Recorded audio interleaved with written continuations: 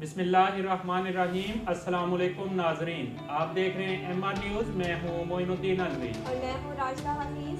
मौजे पाकिस्तान और नामवर एटमी साइंसदान डॉक्टर अब्दुल कदीर खान इंतकाल कर गए। डॉक्टर अब्दुल कदीर खान को फेफड़ों में तकलीफ के बायस अस्पताल मुंतकिल किया गया था, ताहम वो जाँबद ना हो सके और खालिक हकीकी से जा मिले। भारत के शहर भोपाल में पैदा होने वाले डॉक्टर अब्दुल कदीर खान को 3 सदारती एवार्ड से भी नवाजा गया था। नाज़रीन, लाहौर में डेंगू केसेस के इजाफे के पेश नज़र अस्पतालों में जगह कम पड़ने लगी।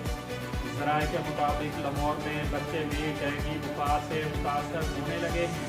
डेंगू केसेस में बढ़ते इजाफे के बायस सरकारी और प्राइवेट अस्पतालों में बिस्तर कम पड़ने लगे हैं। ज़राए का बताना है कि अस्पतालों में कोरोना मरीजों के लिए मुख्तलिफ बिस्तरों पर भी डेंगू के मरीज जेरे इलाज हैं।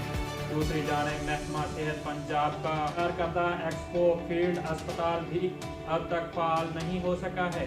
ख्याल रहे कि वफाकी दारुल हुकूमत इस्लामाबाद में भी डेंगू शिद्दत अख्तियार करने लगा है और शहर इक़्तिदार में डेंगू से मुतासरा मरीजों की तादाद 1000 से ज़ायद हो चुकी है। आज़ाद कश्मीर के 2 हल्कों LA बाराकोटी और LA3 मीरपुर खास ज़िमनी इंतखाबात के पोलिंग के वक्त का आगाज़ हो गया है, जो बगैर वक्फे के शाम 5 बजे तक जारी रहेगा।